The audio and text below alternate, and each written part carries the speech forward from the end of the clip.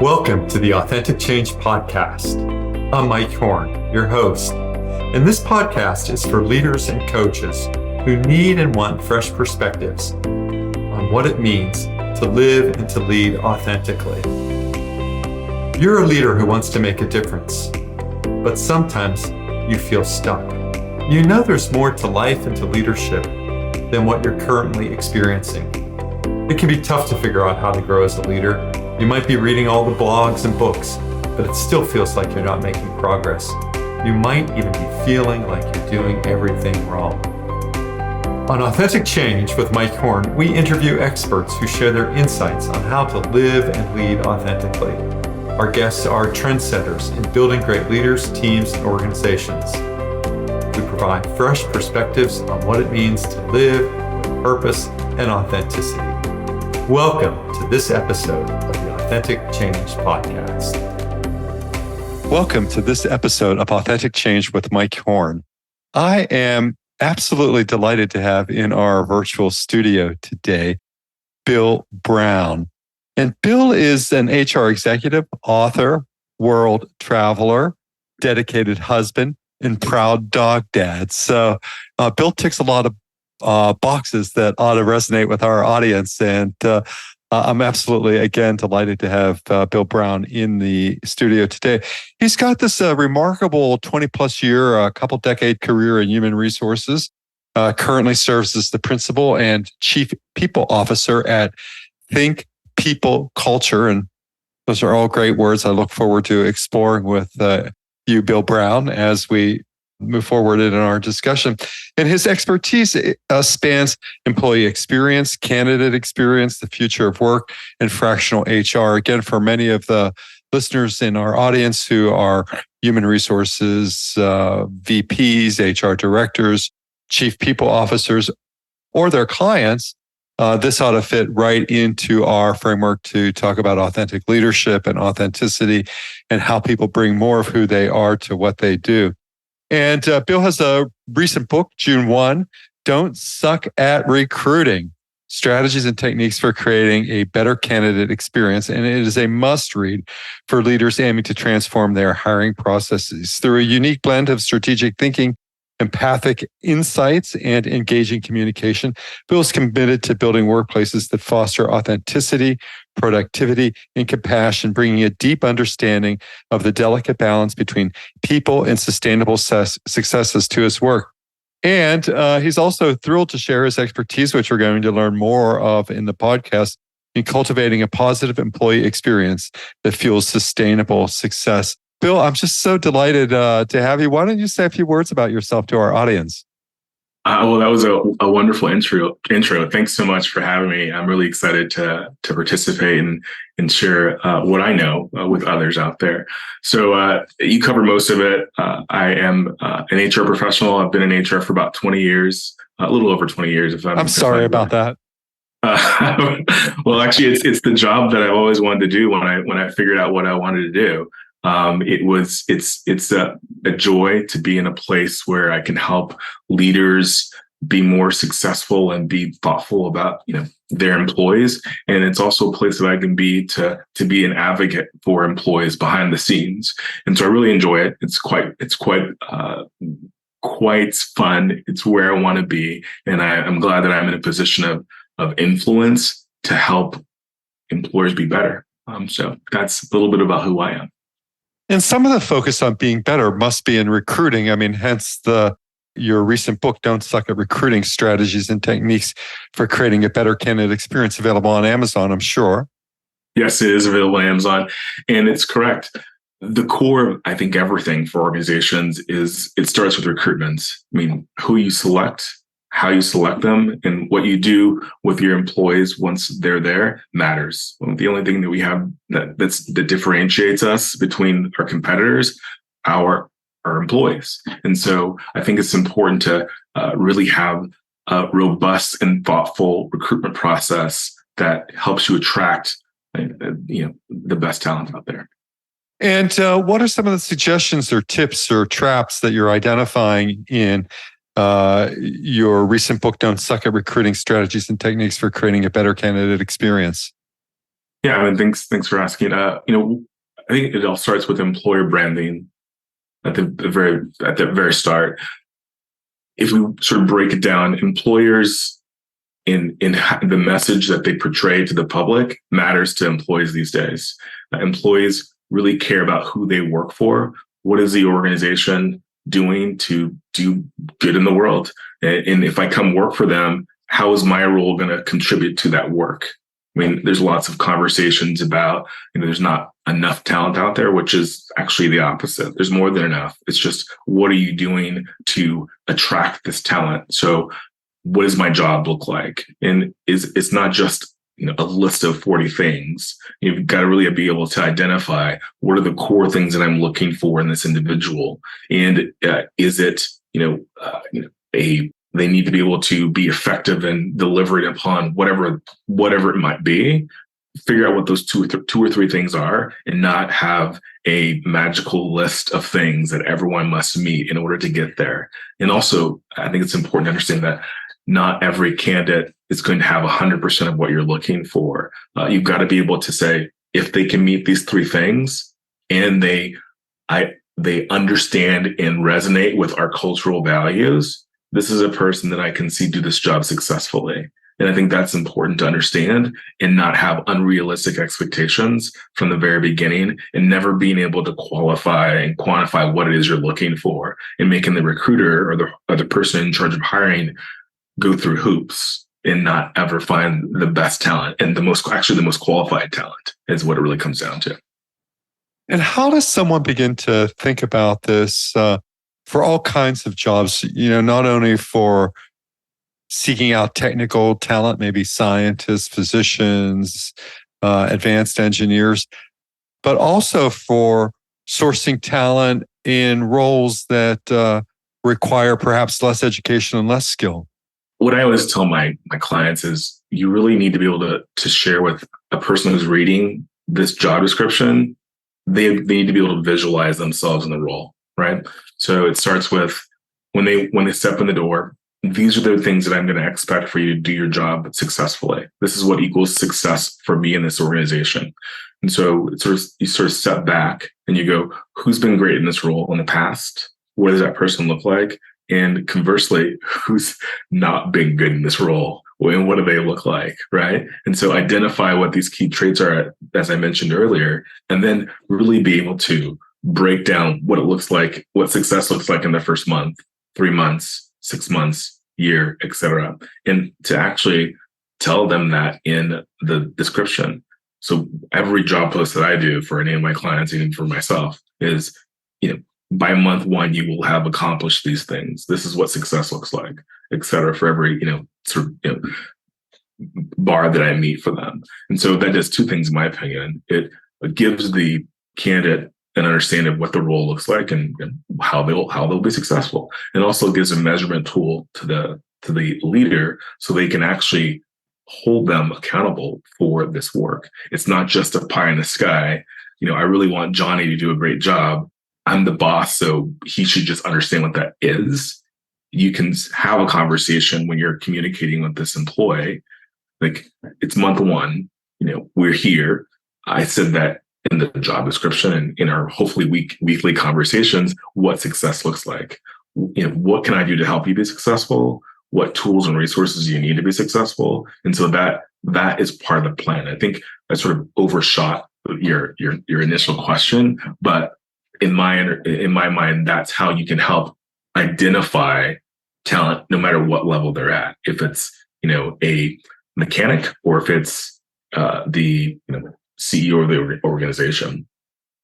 Oh, that makes a lot of sense. I appreciate you explaining that, because at least what resonates for me in that explanation, Bill Brown, is that you're building on a success profile. So if you've got lots of candidates that you can identify who have been successful in the role and those who haven't been, there's a quantitative or some sort of database that you can build from. If it's a position that has more unique properties, or is a more unique system in an organization, whether it's 2 people or 10 people or 10,000 people, there's perhaps a different set of filtering that might go on.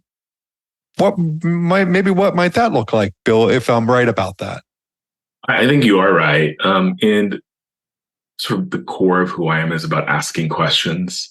If we ask the right questions, we can ultimately get to the answer that we're looking for, right?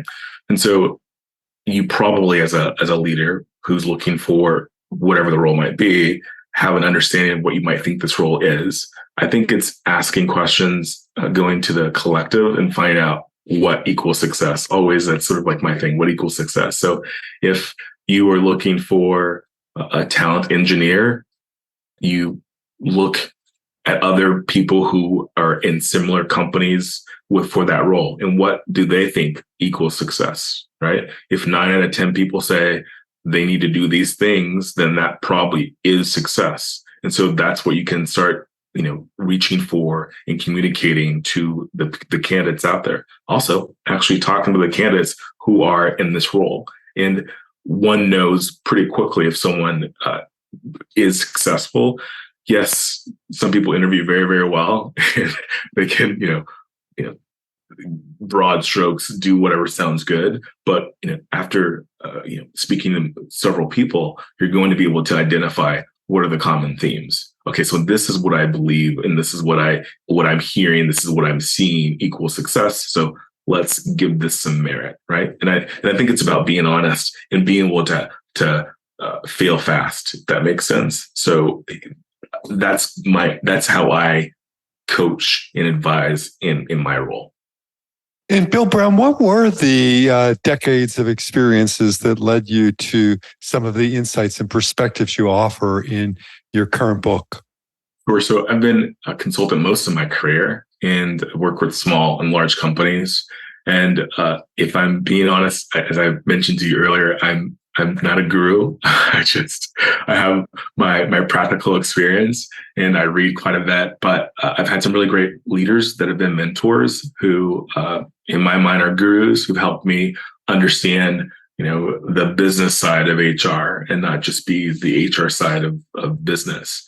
In fact, actually, one of my leaders before, she said, "Bill, you have a very smart HR brain, but I think you still have work to do when it comes to the business side." She goes, "I'm a business person who understands HR, and you need to be an HR person who understands business." So when it comes to recruiting, I've held sort of every role here, but 53% of my business currently is recruiting. I certainly enjoy it, and there's other pieces that I enjoy more. The name of my company is Think People Culture, so I help organizations think more strategically about their people and culture.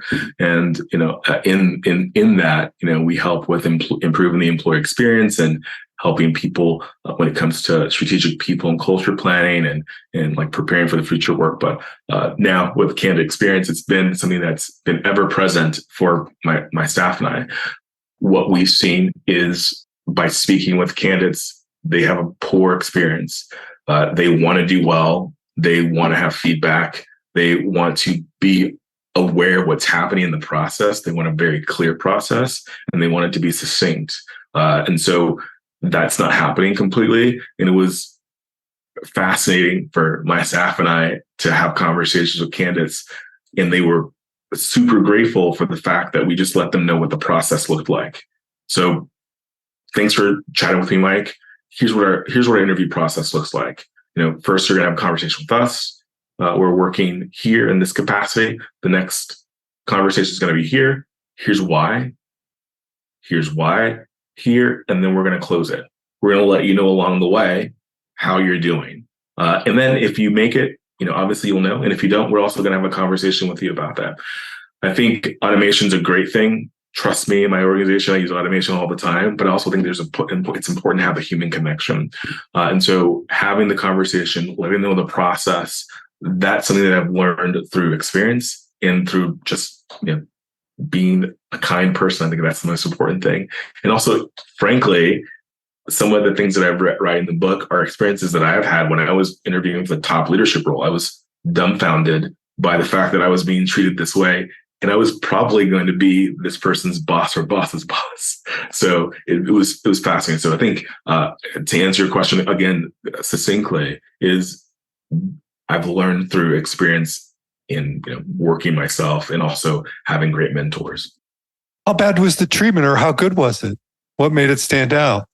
just the lack of follow through. I mean, I would interview multiple times, 6, 5, 4, and then be one of a couple of people. We're going to make a decision really quickly, Bill. We'll let you know very quickly. And I would go weeks and weeks. And I'm very diligent about asking, what's the next step? Oh, we're going to get back with you, shortly. What does that look like for you? Is that in the next 5 days? Is that in the next month? Give me some clarity. Oh, in the next month. Great. If I don't hear from you in the next 4 weeks, would it be okay if I give you a call just to check in? I don't overstep, but just to not hear back from them, and then a month or two later get a message. And just the ghosting on the employer side is just, it happens a lot. There's lots of data anyone can read from HBR, from LinkedIn or whoever. It happens on both sides. I just think it's not kind to not share information when you can, or to not let someone know where you stand in the process. So in some instances, it made me feel bad, and I think it certainly makes other people feel bad. Search seems so haphazard to me in so many ways. I mean, I bring experiences as a candidate, somebody who's looked for jobs. I bring experience as a hiring manager, having hired lots of people for either managerial roles or for individual contributor roles. I bring experience having led a global talent acquisition team for lots of different kinds of talent.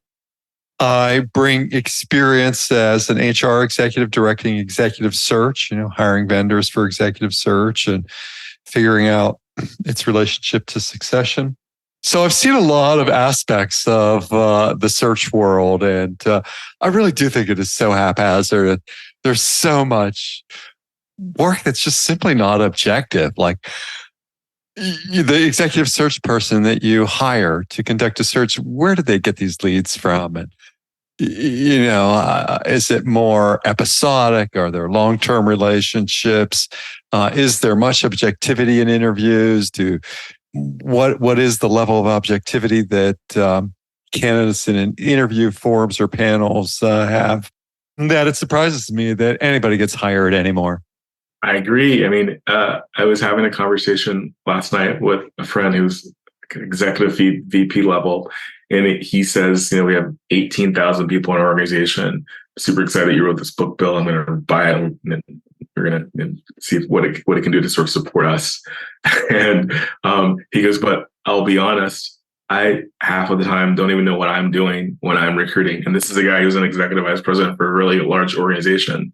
And so if we all knew what we were doing, then no one would ever not exit out of an organization because they failed to do the job at their best level, right? And so it is a roll of the dice unless you're being as objective as you can be in the process. And so, are you, do you have tools in place to not be biased? Are you being transparent in the process? Are you giving feedback? Like, these are things that you can do to help, ensure that you're being consistent. Like, if there's one person who always gives really horrible ratings for candidates come through, then you need to factor that in and understand why he or she's doing this, right? So there should be a measure of what the perfect candidate, or frankly, actually what your ideal candidate looks like, and who the most qualified person is, and using those measurement tools to actually make the decision and be fair and equitable versus, I went to college with this guy, or like, he's my best friend's best friend. And that should not be the tool that you use to measure success in an organization or when you're trying to find someone. Well, it's not only personal. I mean, there's just so much bias. I don't hire, men over 60. I don't hire women over 50. I don't hire a person who didn't come out of this laboratory. I don't, hire a person who doesn't have X credential when it may not be, necessary. There is so much bias that I think it's hard to sift through all of that in the hiring process, in the search process. At least if it's a very narrow search process, if it's you making a direct hire, hopefully your cup runneth over with your biases, and maybe you're able to reveal them to the person or the candidates you're interviewing. What are your thoughts on that, Bill Brown? I mean, when it comes to the selection process, it's true. We all as humans are sort of hardwired to be biased. And so we have to actually it takes work for us to be the antithesis of that, right? And so it's being intentional. It's, asking others to hold you accountable, who your peers. And as I mentioned, is have a clear process. Identify what that looks like before the hiring starts, and use people like me or other recruiters who can help you do that. Like for me, the end goal is to find the most qualified candidate for this employer.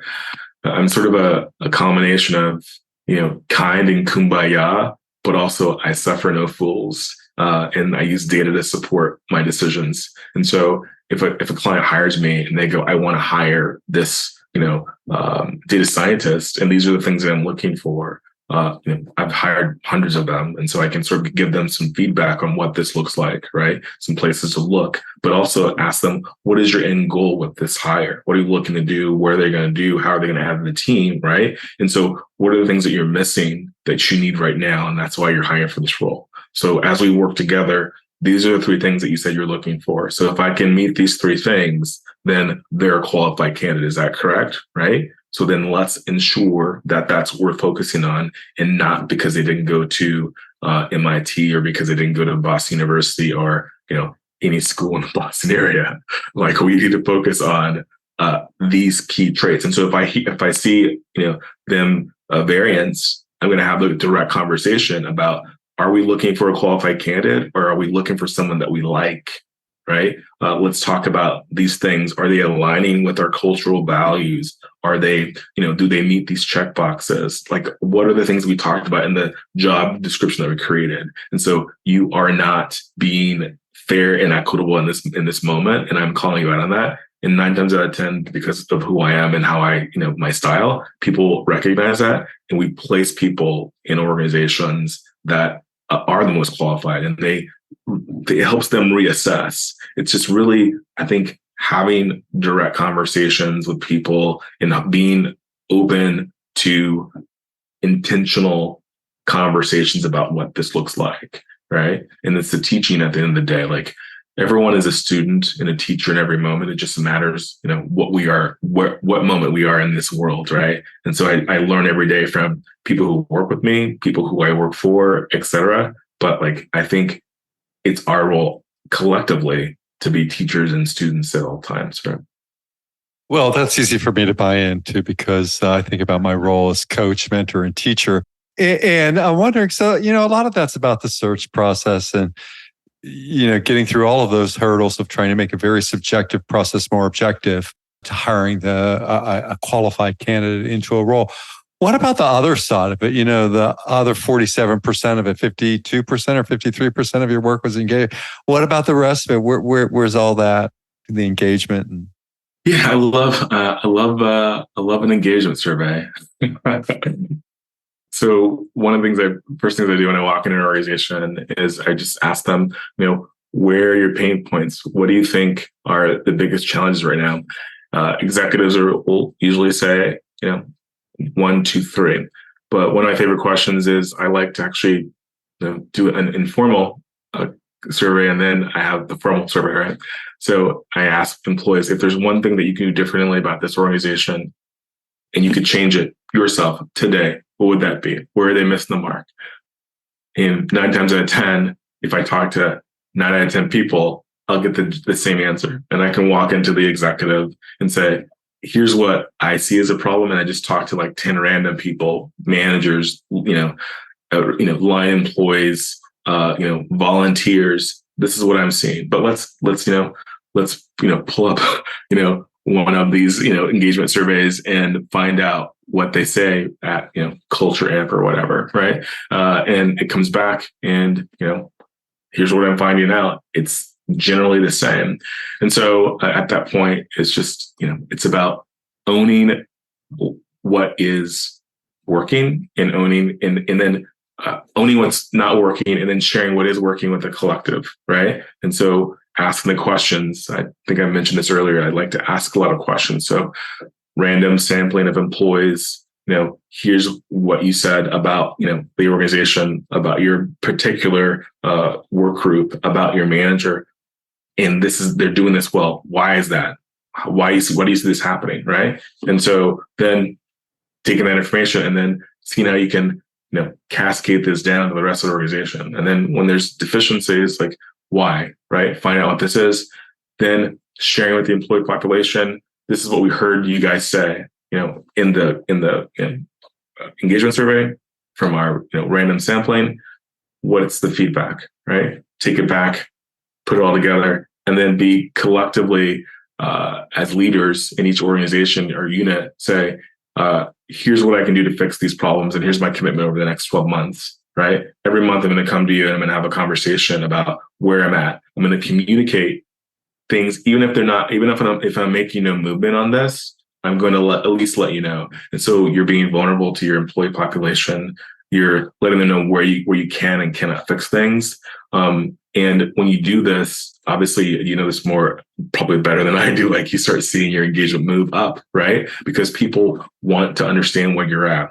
They want to feel like they are being part of something bigger and greater, and understand that you're not just a person who's the boss, who has no flaws, who's beyond reproach, all these things that sometimes employees feel their employees are. So being vulnerable to your employee population, doing the work, and being accountable, I think helps. Actually, I know helps in organizations, and I love that kind of work. I love seeing the improvement year over year, and even just seeing how the employees change because they see that their voice matters. Because more times than not, there's a lot of talk, but there's not a lot of walk. And so when you do this and you're actively participating, it's wonderful. It's beautiful, right? I like the idea of having a single question. If you could change one thing that would make this place better for you, what would it be?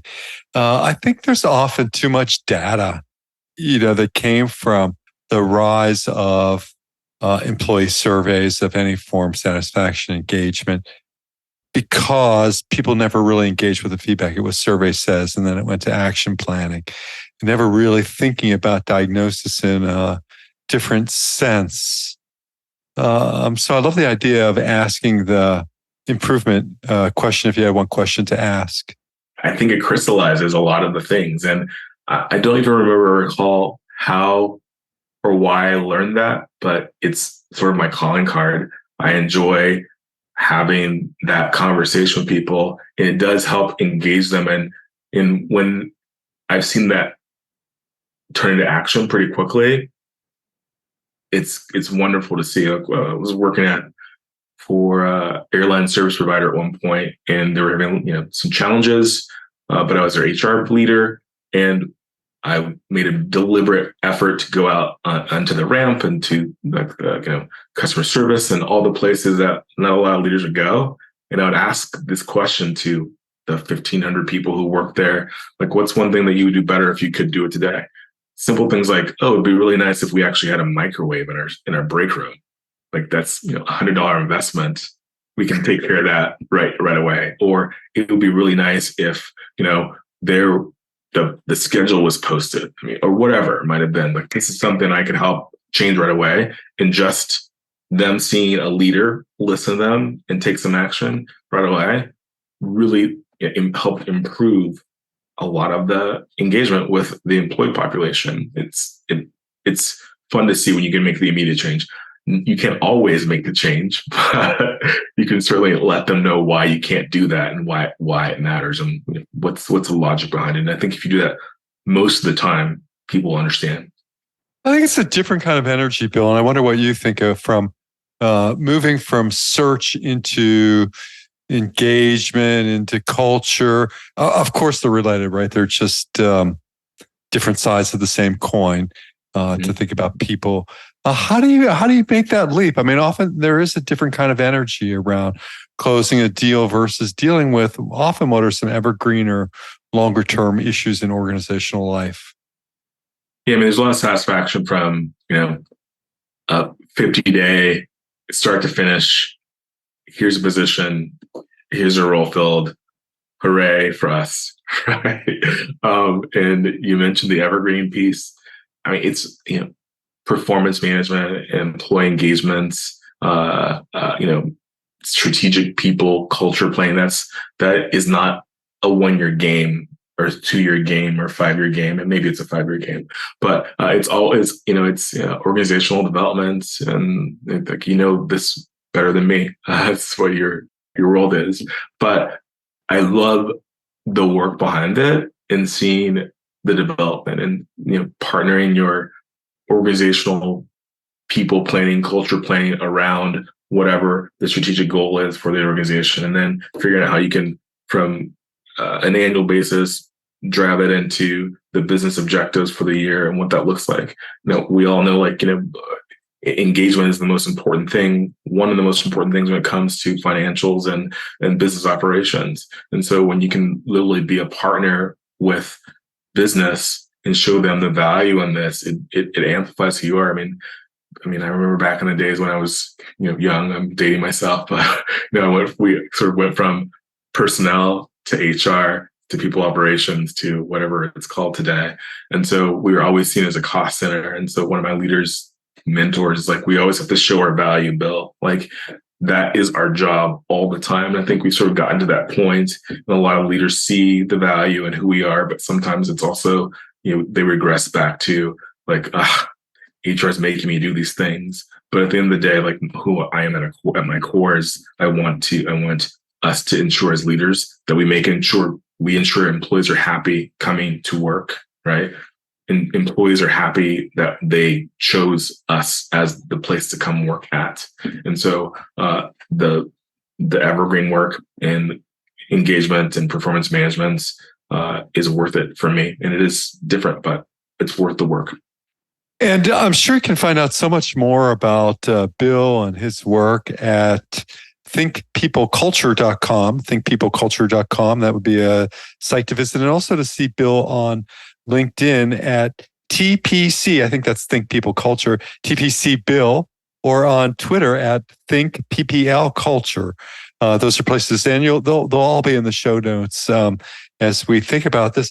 Bill, what do you think is this balance between people and sustainable success? I mean, what is the balance that makes this all work? I think, sort of like the balance is like, people are important. We need to treat them as humans and, kindly. Think about how we want to be treated. I think technology is fantastic, but sometimes we lose the human touch. And so it's important just to step back for a moment and to not think that you know everything, and to actually seek knowledge or wisdom from others. If we do that, the more that we do that, I think that it sort of helps us build our reputation as individuals, our reputation as organizations, that we're all about inclusion, in that we're all in this together. Like, we value authenticity, and we want to foster innovation and productivity and thrive. I think that's sort of how it all sort of ties in together.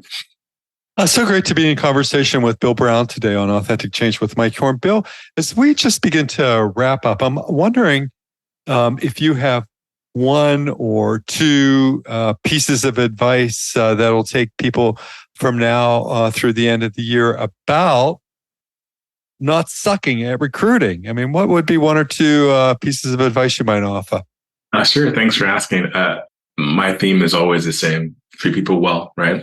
Understand that most employees, at least at this point, want to have some form of hybrid work. I know there's a lot of resistance still, and there's lots of thought process, and all the different sort of traps that happen with quiet this, quiet that, quiet whatever. At the end of the day, we just need to listen to our employees and give them reasons and motivations that want to work for us. Employer branding matters. What is your message to the world? How does your website look? Do you have people who are in your organization who are raving fans? Do you have this somewhere where someone can easily access it and they can click and see this is who we are and this is why you want to come work for us? Automation matters as much as people matter, but be efficient in your process. And maybe the last thing is just follow up with candidates and let them know what the experience looks like. If you can do those things, I think that you're better off than most. It's a very disjointed process at best for many people. And to plug myself, if you need help with all this or any of this, Think People Culture can help you. We have RPO services, we have retained services, we have contingency services. We can help you be better, and we can ensure that you don't suck at recruiting. Oh, that's great, Bill. Thank you for the generous offer. Everyone can find out more about Bill Brown and Think People Culture in the show notes. So again, thank you, Bill. And until the next episode of Authentic Change with Mike Horn, stay well. Thanks so much, everyone. It was a pleasure. Thank you for listening to the Authentic Change podcast. I'm delighted that you've tuned in to listen. Please visit the show notes for links to topics discussed in today's podcast. To download a free ebook on authentic change and leadership and to subscribe to my newsletter, please visit mike-horn.com. Once again, mike-horne.com, mike-horn.com. Once again, thank you for listening to the Authentic Change podcast.